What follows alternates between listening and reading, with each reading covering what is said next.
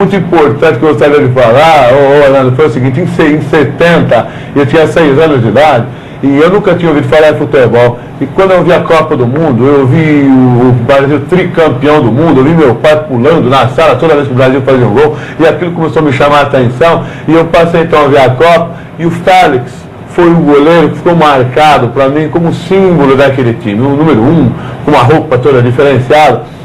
E a partir daquele momento eu fiz tudo que foi possível para ser jogador, né? Inclusive no Corinthians, com 15 anos, meu pai mudou para o interior, eu fiquei 1 ano dormindo nas arquibancadas do clube. E eu me lembro que meus amigos que moravam no alojamento deixavam de comer o lanche à noite para me levar na arquibancada, a única refeição que eu fazia no dia, para no outro dia levantar cedo e treinar, e mantive 1 ano, aí depois eles me deram o alojamento, e 1 ano depois eu já estava jogando time profissional. Mas eu me lembro que quando eu parei de jogar, com 30 anos, o Luciano do Vale me ligou e disse: Júnior, o Mário Soto, que jogou no Palmeiras, o goleiro da seleção chilena, ele vai parar de jogar no Chile. E ele é seu amigo, ele ligou, e ele gostaria que você tivesse um jogo junto com ele para a despedida dos dois, e promover um jogo de seleção brasileira e seleção chilena. E quando eu cheguei no aeroporto para ir para Santiago, o goleiro que ia ser da nossa seleção era o Félix.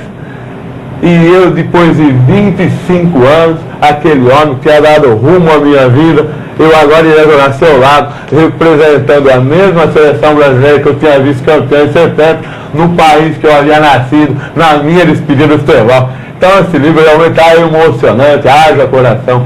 Mas da parte técnica, o que eu acho que o livro é muito importante, Orlando, é exatamente o projeto que eu fiz para a criança surda, não só da parte esportiva, principalmente o lado educacional. Eu desenvolvi um projeto único, onde eu ensino o garoto a aproveitar melhor a sua visão periférica para a qualidade de vida, não para o esporte em si. Coordenação motora, cálculo da trajetória da bola, que os garotos passaram inclusive a calcular melhor o carro para poder atravessar a rua. As mães, Orlando, levavam crianças de 14, 15, 16 anos da escola, ficavam tricotando na porta da escola e esperavam a criança terminar para poder levar para casa. A partir do meu projeto, as mães já podiam ir trabalhar para ajudar a família, porque o garoto já tinha autonomia, né, independência. Então esse projeto, eu falo como ele foi feito no livro. Levei esse projeto para 3 escolas de estudo de São Paulo, mais de 1.000 crianças passaram a ser beneficiadas. E agora, no último dia 25, que eu tive o prazer de ver você como mestre de cerimônia, apresentando lá o prêmio que esse projeto ganhou como um projeto mais inclusivo de São Paulo. Então, para mim foi um prêmio muito bom e está tudo aí colocado no livro para quem quiser conhecer um pouco mais da minha história.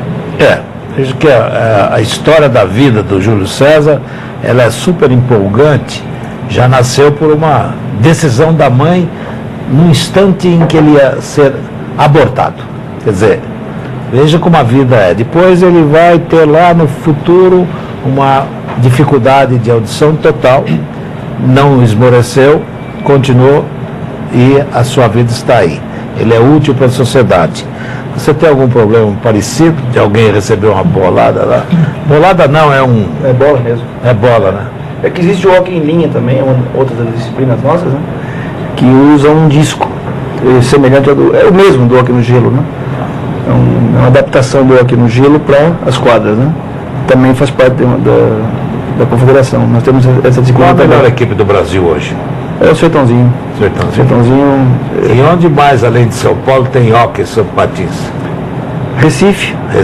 Rio de Janeiro. Ceará está lutando para manter. Rio Grande do Sul está baixo, mas está tentando voltar agora. O Palmeiras teve grande atividade no hockey, a Portuguesa Esporte também, né? Teve. O Palmeiras teve. A Portuguesa até hoje tem atividade, a Portuguesa. E as meninas da Portuguesa foram campeões do mundo.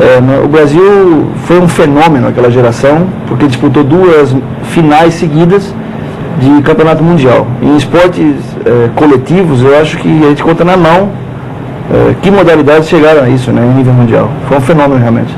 E é muito caro o equipamento para jogar hockey? Hoje já não é tão caro, viu? Não. Já foi muito mais caro. Não são. O problema do stick não é nem o preço dele, é que dura pouco, pode durar um dia. Um jogo, Quebrou. 1 minuto. Se tiver uma briga, dura meia hora. Aí a gente vai trocando. Estamos falando com o Moacir Neuschreiber. Tá bom agora? Tá melhorando. Até o final do programa. Até o final do programa eu estarei falando Neuschreiber. Agora foi. Se ficar no Júnior, já tá bom. Já tá bom? Ele é presidente da Confederação Brasileira de Hóquei e Patinação. Hóquei que a 4 e 11 de julho vai para o Campeonato Mundial Masculino na Espanha. Vamos com uma boa equipe? Nós temos uma chance muito grande nesse Mundial, porque tudo depende de zonas de classificação. São 16 países, né? Portugal continua sendo Continua bom. Portugal, Espanha atualmente é o bicampeão mundial, deve ser tri em casa, né? E Itália também. Então nós temos chance, depois de muitos anos, de voltar a ficar entre os 4, por causa das zonas. E esse juvenil de 16 a 25 de setembro na Itália? Esse é o último Mundial nós participamos, foi no Chile, e vamos com uma seleção renovada também para dar seguimento, né? Edgar, você falou, perdão, da corrida que vem aí. A Corpora foi fundada em 1982. Isso.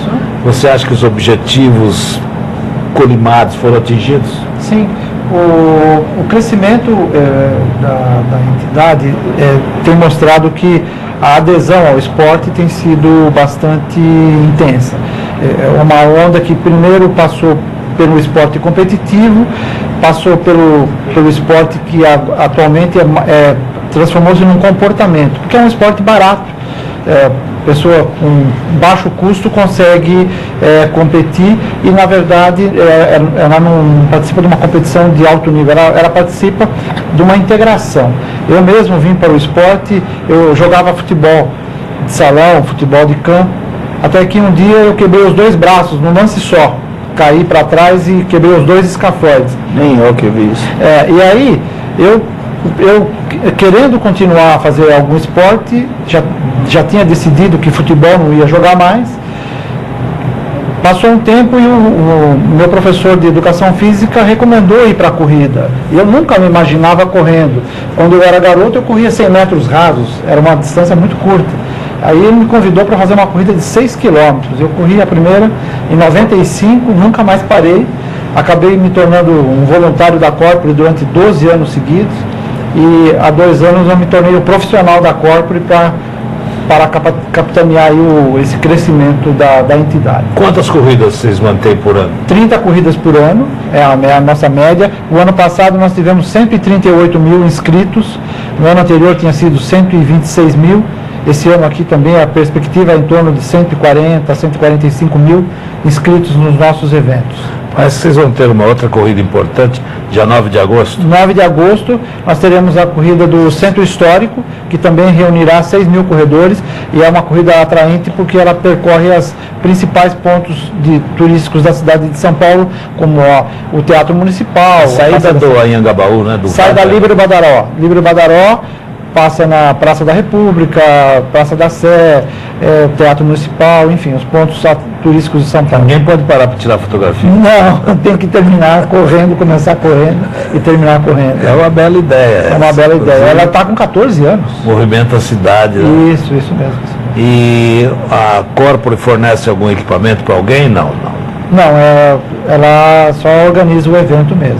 E esse evento é organizado com assistência médica? Sim, com tudo? Isso, com assistência médica. A gente tem o que a gente chama de Care for You, que são médicos, paramédicos que acompanham a corrida dirigindo bicicletas com desfibrilador. Se algum atleta tiver alguma emergência, ele faz um pronto atendimento.